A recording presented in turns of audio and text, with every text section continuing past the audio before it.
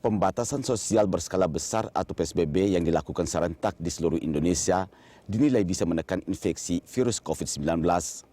Selain sebagai upaya melandaikan kurva kasus infeksi per hari, PSBB serentak juga dapat mencegah potensi penyebaran COVID-19 gelombang kedua, juga dapat mempercepat puncak COVID-19 di Indonesia. Pakar epidemiologi Universitas Indonesia, Pandu Riono menyatakan, hasil penerapan PSBB akan sangat signifikan apabila pemerintah menerapkan secara nasional atau serentak.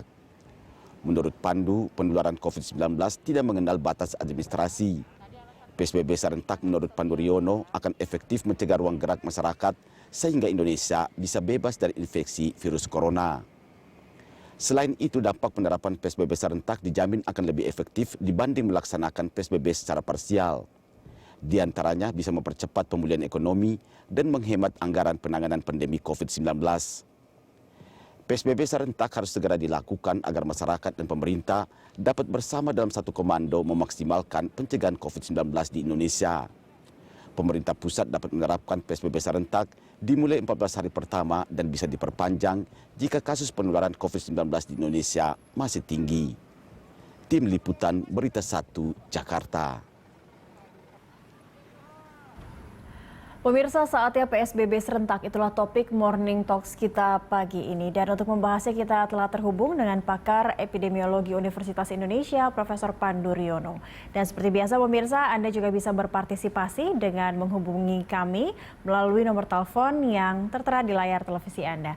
Selamat pagi Pak Pandu. Selamat pagi Mbak, sehat? Sehat selalu, salam sehat begitu ya? Ya, salam sehat. Salam sehat. Pak Pandu, ini topik kita saatnya PSBB serentak. Tapi sebelum saya masuk kepada PSBB serentak akan seperti apa, saya ingin menanyakan dulu ke Pak Pandu, seperti apa evaluasi yang Anda lihat atau Anda amati selama PSBB jilid 2 kita ini berlangsung sudah berjalan 2 minggu dan ini kita diperpanjang lagi nih sampai 11 Oktober kalau tidak salah. Ini apa yang sudah terjadi, apakah ada efek yang memang diinginkan dari menekan penyebaran COVID ini selama PSBB jilid 2? Ya, jadi pengetatan. Jadi istilahnya lebih baik pengetatan ya dari PSBB. Baik. Karena PSBB-nya belum dicabut. Jadi waktu itu dilonggarkan bulan Juni, masih fase pertama. Kemudian tidak berhasil pindah ke fase 2, malah kembali ke pengetatan kembali.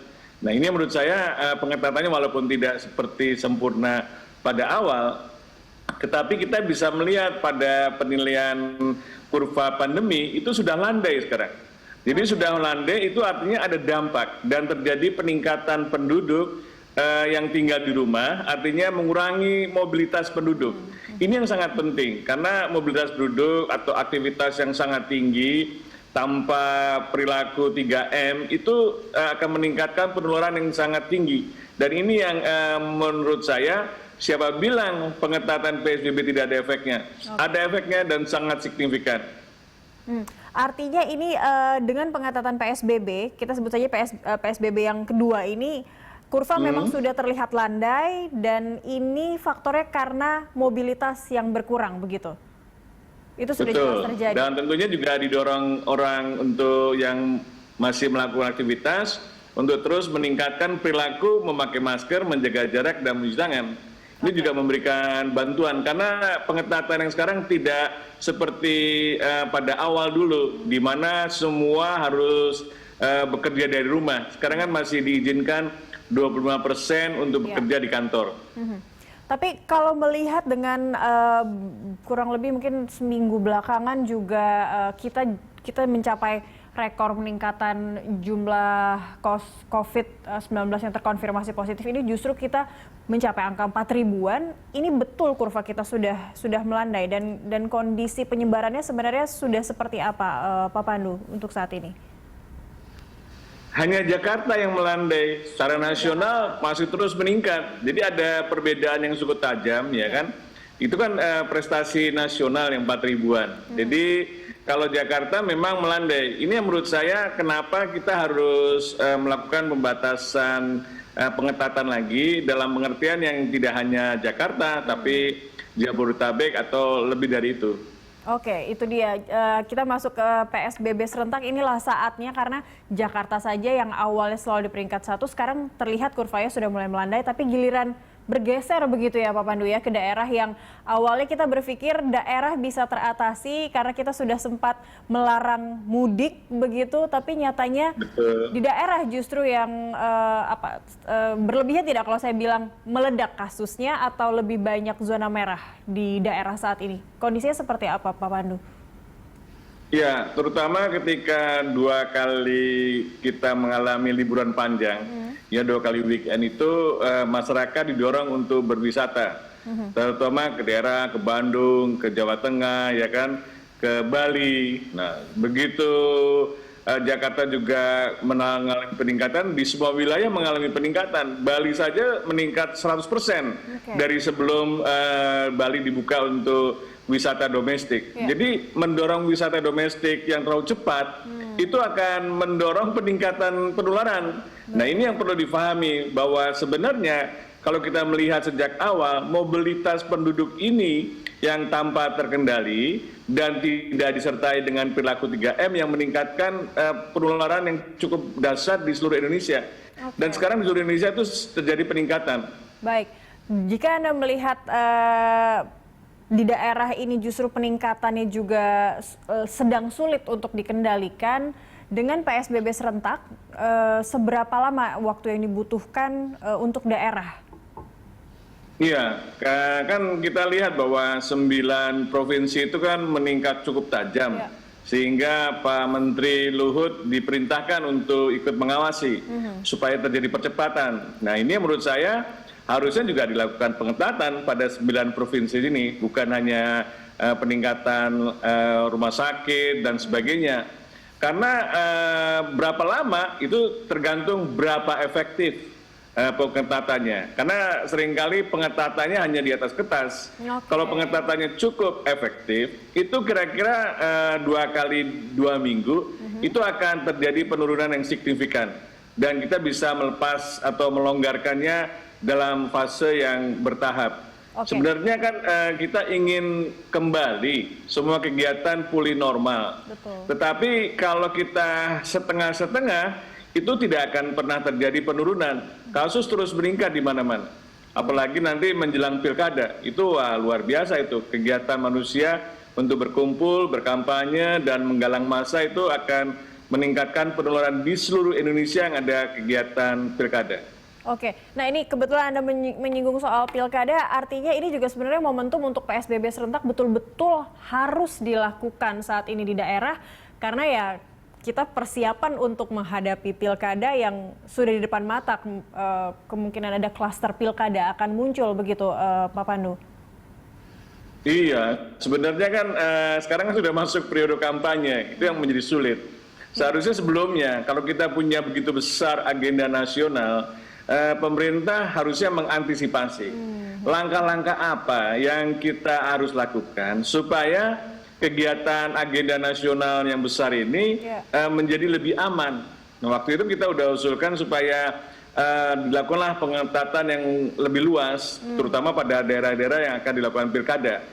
Kalau mau ya lebih baik serentak secara nasional, karena kita tahu bahwa dengan serentak nasional makanya semua penularan itu akan tertekan dan tidak ada lagi, wilayah itu terkendali. Kita kan bukan mengakhiri pandemi, kita sekarang objektifnya adalah mengendalikan pandemi. Mengendalikan pandemi, ya. Seharusnya ini pemerintah betul-betul mendengarkan rekomendasi dari para epidemiolog ya, karena memang kalau pilkada memang tetap akan berlangsung, PSBB serentak ini bisa jadi pilihan untuk memutus penyebaran dari COVID-19. Sebenarnya dari para ahli sendiri, dari para pakar, dari para epidemiolog sendiri, sudah pernah merekomendasikan atau menyarankan PSBB serentak itu sejak kapan sih Pak Pandu? Pastinya ini sudah berulang kali direkomendasikan kepada pemerintah, bukan? Sejak Maret.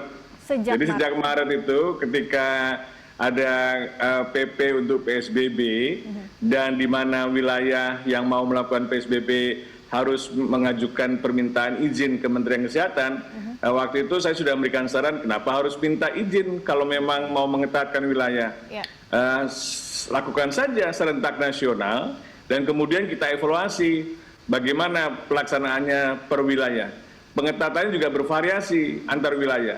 Karena kan kita tahu bahwa virus ini tidak mengenal batas administrasi. Selama orang itu berpergian, selama itu juga virus akan ikut pindah.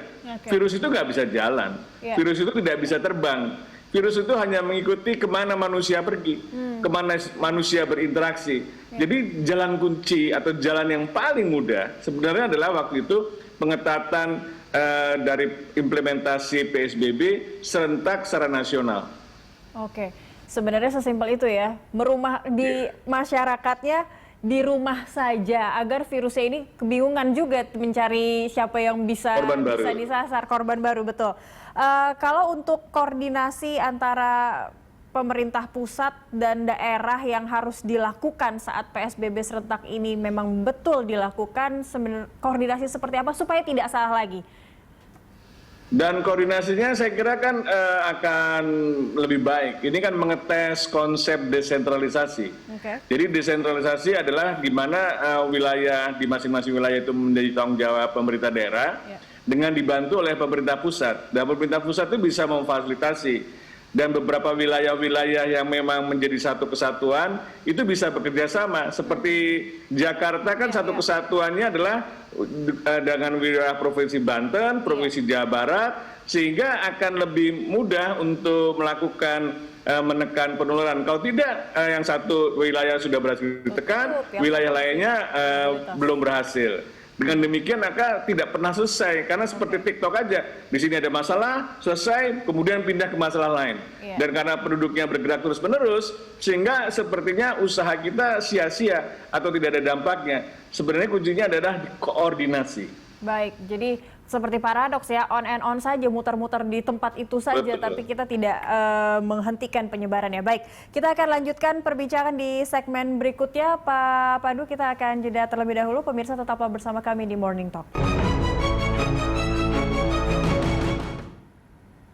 Kembali di Morning Talks pemirsa, saatnya PSBB serentak dan kembali kami mengundang Anda untuk berpartisipasi di topik dialog kita pagi ini dan masih bersama narasumber saya Profesor Pandu Riono, Epidemiologi Universitas Indonesia. Pak Pandu, jika PSBB serentak, rekomendasi yang sudah digelontorkan dari bulan Maret ini masih saja tidak dilakukan oleh pemerintah, konsekuensi apa yang akan dihadapi oleh masyarakat? Tidak hanya Jakarta, tapi Indonesia. Konsekuensinya adalah peningkatan kasus akan terus terjadi. Dan itu tidak akan turun di akhir tahun ini. Atau kurva Jakarta yang sudah melandai bisa naik lagi begitu? Bisa naik lagi kalau dari daerah kembali ke Jakarta itu juga besar gitu. Jadi ini yang menurut saya memang konsekuensi Jakarta sebagai kota terbuka, yang dimana arus lalu lintas kebanyakan dari wilayah seluruh Indonesia harus ke Jakarta, itu kalau berpergian terbang dan sebagainya, dan Jakarta adalah ibu kota, maka memang menjadi gubernur Jakarta itu akan mengalami kesulitan untuk menekan pandemi. Karena satu-satunya cara supaya bisa menekan pandemi adalah membatasi, kalau nanti sudah turun, membatasi orang luar masuk. Seperti di banyak negara juga membatasi orang luar masuk. Tetapi ini kan tidak mungkin. Karena tidak mungkin, maka di semua wilayah di Indonesia itu harusnya penurunannya juga sama seperti Jakarta. Dengan demikian kita tidak ada kekhawatiran nanti begitu ada dilonggarkan bahwa peningkatan akan terjadi lagi. Nah ini menurut saya tidak terfikirkan bagaimana caranya mengatasi pandemi, karena ada upaya untuk lebih memprioritaskan ekonomi, dan ekonomi kan di Indonesia ini sangat tergantung dari gerak penduduk. Nah, kita belum banyak yang menggunakan ekonomi yang digital. Semuanya harus bertemu muka, tatap muka, dan semuanya ini yang membuat kita jadi sulit. Dengan demikian maka efek dari pembatasan sosial yang bersifat lebih luas dari Jakarta, itu dampaknya akan membuat Indonesia secara keseluruhan akan jauh lebih baik dalam mengatasi pandemi. Baik, oke. Jika saya kembali lagi PSBB serentak mungkin tidak bisa direalisasikan secara betul-betul 100% serentak, setidaknya di 9 provinsi yang diprioritaskan terlebih dahulu dan juga Jakarta, begitu apakah kita juga bisa mengejar puncak COVID-19 ini hingga bulan Desember, atau kita bisa saja mengalami tidak lagi melandai begitu, maksudnya tetap ada peningkatan yang secara fluktuatif terjadi?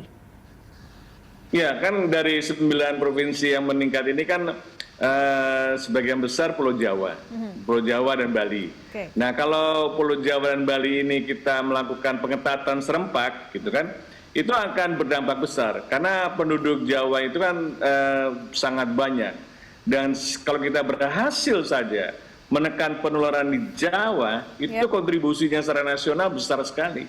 Dengan demikian mungkin tidak perlu nasional, tapi tidaknya 9 provinsi yang menjadi prioritas yang dikoordinasikan atau diawasi oleh Pak Luhut, itu memikirkanlah untuk memungkinkan salah satu opsinya adalah pengetatan serentak di wilayah 9 provinsi. Baik. Tentu dengan variasi pengetatannya sesuai dengan masalah di provinsi tersebut, dan juga paling tidak di Pulau Jawa, Pulau Jawa dan Bali. Ini yang menurut saya opsi-opsi ini harus dipertimbangkan.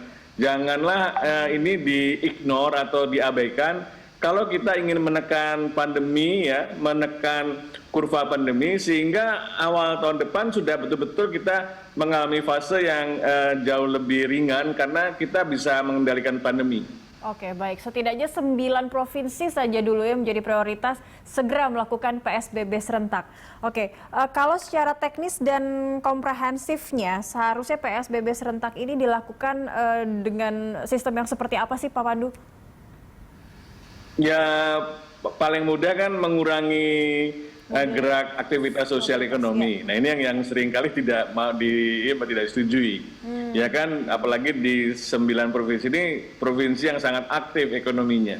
Dan jangan takut, sebenarnya memang kita di seluruh dunia mengalami kelambanan pertumbuhan ekonomi. Jadi kalau kita ingin pulih kembali ya harus demikian. Dan ini yang menjadi hambatan, ya, bahwa sebenarnya kadang-kadang disebut sebagai pembatasan sosial itu yang menyebabkan ekonomi terpuruk. Sebenarnya bukan PSBB-nya yang membuat ekonomi menjadi melamban atau melamban sekali. Itu adalah karena kita belum mengendalikan pandemi. Jadi kuncinya adalah mengendalikan pandemi. Kalau kita berhasil, itu pertumbuhan pemulihan ekonominya akan lebih cepat dibandingkan kalau kita takut-takut melakukan pengetatan hanya karena gitu ya? Dianggap sebagai membuat ekonomi jadi mundur atau melamban. Oke, jadi ya sudah memang 6 bulan ini sudah lewat, tapi seharusnya memang sejak awal masih ada waktu melakukan. Masih ada waktu begitu ya, Pak Pandu. Baik, kalau untuk kita berbicara tracing, testing, oke, ini kita nampaknya juga masih berkejaran dan masih di bawah standar WHO. Bagaimana dengan treatment coronanya sendiri begitu? Karena kalau kita lihat sekarang pasien yang OTG semakin banyak, isolasi mandiri pun juga sudah tidak dibolehkan lagi di dalam rumah begitu. Treatmentnya sendiri kita seperti apa sih sekarang kalau memang kita berusaha untuk menyembuhkan dan juga memutus mata rantai penyebarannya? Iya, jadi kuncinya bukan di treatment. Oke. Karena treatment itu kuncinya treatment itu sulit. Belum ada obat yang bisa secara efektif untuk mengobati. Kuncinya adalah mencegah penularan. Di mana-mana kalau kita berhasil menurunkan angka penularan, maka angka hospitalisasi akan turun. Bila angka hospitalisasi orang yang harus dirawat di rumah sakit menurun, maka kematian akan menurun. Kematian meningkat karena tingginya kasus yang tertular dan sebagian harus masuk rumah sakit, padahal kapasitas rumah sakit kita tidak cukup siap untuk menampung semuanya. Yang ini yang menurut saya kuncinya bukan harus melatih ICU, dokternya, itu terlambat. Sangat terlambat. Dan salah strategi yang dilakukan oleh timnya Pak Luhut ini kalau memperkuat pelayanan di rumah sakit. Pelayanannya harus di puskesmas dan juga melakukan upaya-upaya pencegahan, testing, tracing, dan melakukan isolasi yang akurat. Sebenarnya pembatasan sosial itu semacam menunggu waktu, buying time, sambil kita mempersiapkan testing, pelacakan, dan isolasi ini. Jadi bukan satu-satunya pilihan atau pilihan yang harus bisa lebih lama, bukan, itu hanya buying time supaya kita punya kesiapan yang lebih akurat dan lebih cepat untuk mengatasi, mengurangi penularan tadi. Oke, cara sebenarnya PSBB adalah cara untuk bisa membantu pemerintah juga bisa men-tracing begitu ya Pak Pandu ya. Betul, dengan cara masyarakat di rumah saja dulu, jadi itu tadi bisa terkontrol dan bisa terlihat seperti apa pergerakan dan penyebaran virus yang terjadi di sekitar kita. Kalau untuk fasilitas rumah sakit sendiri sebenarnya saat ini masih tetap menjadi concern tidak pemerintah? Kalau tadi kan Anda sampaikan sebenarnya untuk melatih ICU atau para relawan dan sebagainya itu memang perlu, tapi menghentikan atau tracing lah yang sebenarnya, pencegahan lah yang sebenarnya dibutuhkan. Tapi kalau untuk melihat kapasitas rumah sakit dan tenaga medis saat ini seperti apa sebenarnya? Ya, kalau kita gagal mencegah penularan, betapapun kita mempersiapkan menambah rumah sakit, itu kita akan kewalahan. Karena bagaimanapun juga di seluruh dunia, kapasitas rumah sakit sangat terbatas. Walaupun kita berusaha meningkatkan. Dan ingat bahwa juga sebagian tenaga kesehatan kita juga menjadi korban. Sehingga kita juga mengalami kekurangan SDM yang kita harus persiapkan dengan cepat ini.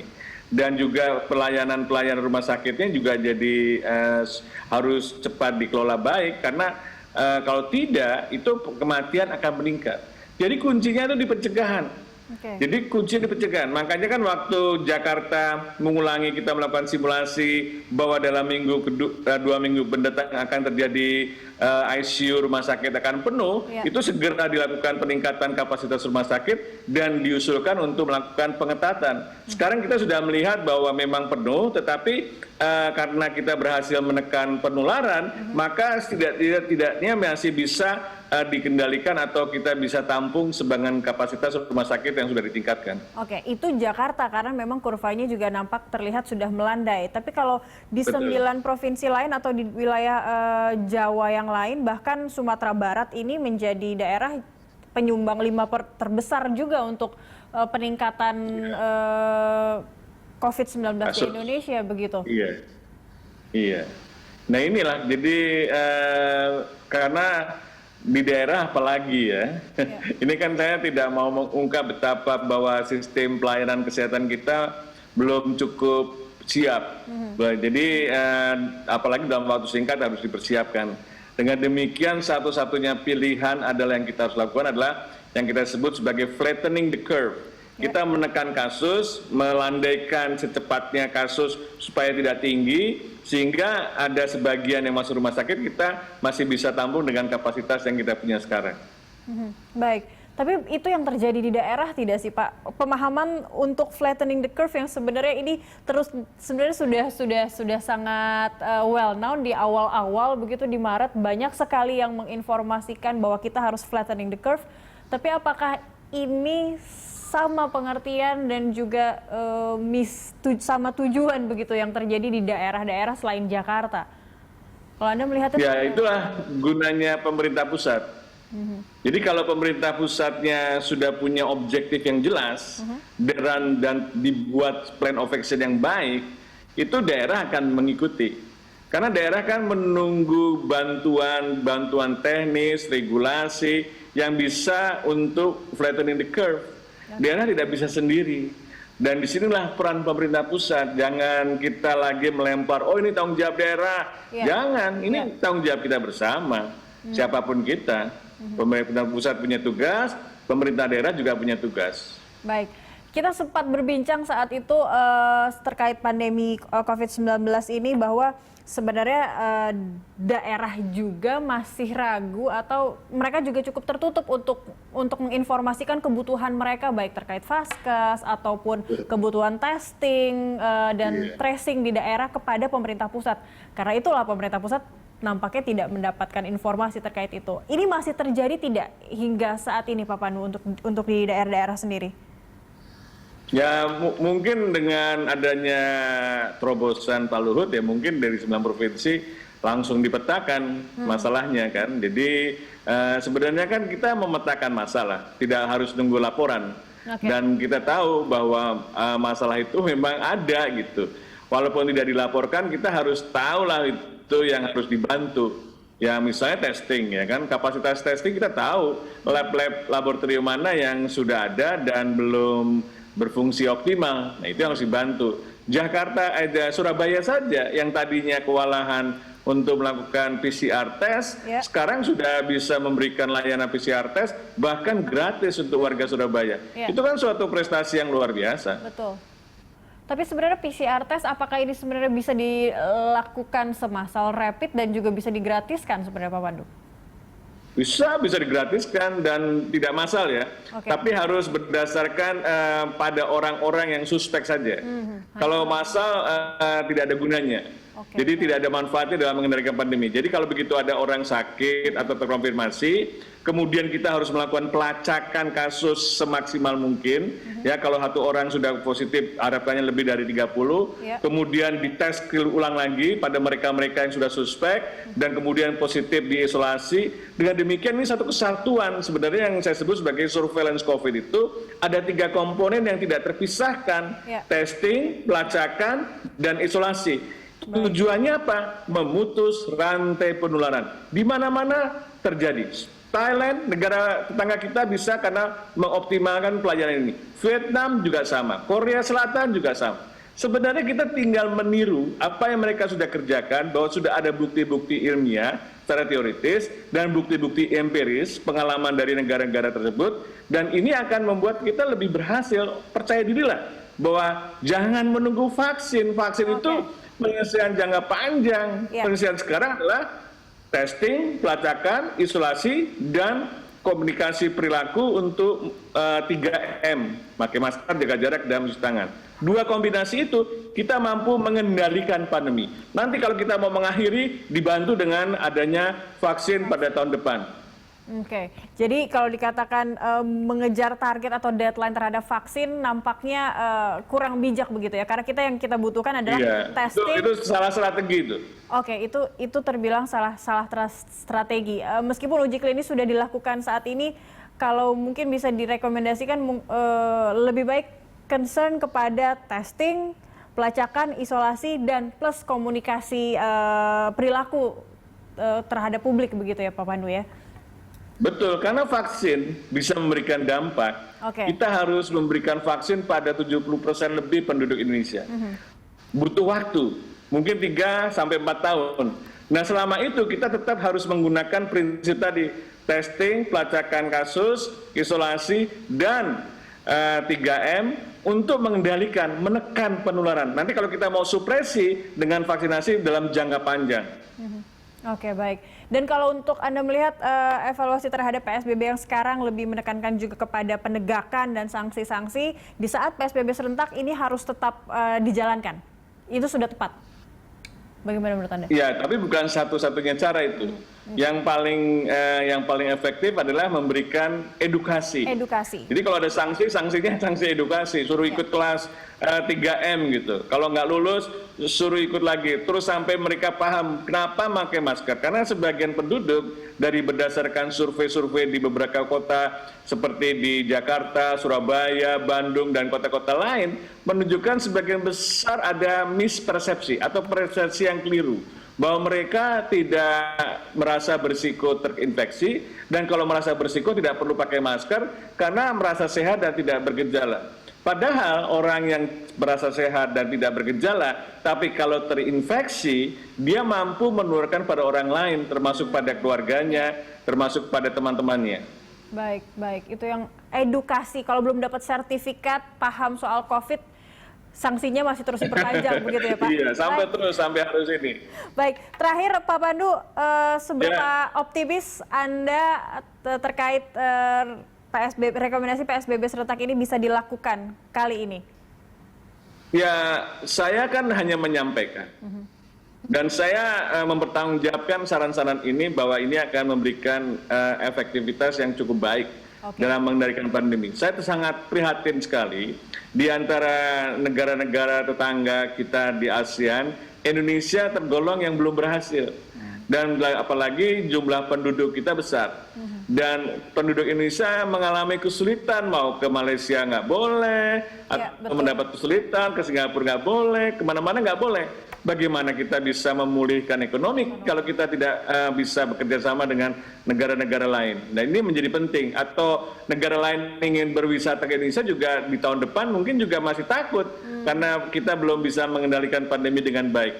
Jadi concernnya ini jangka panjang. Kita harus memperbaiki Indonesia supaya bisa menjadi pulih ekonominya dan menjadi negara yang aman sejajar dengan negara-negara tetangga kita di ASEAN. Baik, baik. Jadi bisa saya simpulkan, kalau ingin ekonomi kita kembali pulih, coba kita buying time dengan PSBB, biarkan memang penyebaran virus ini bisa kita tekan bersama-sama begitu ya. Baik, terima kasih banyak Pak Pandu Riono telah bergabung bersama kami kali ini di Morning Talks. Sehat selalu.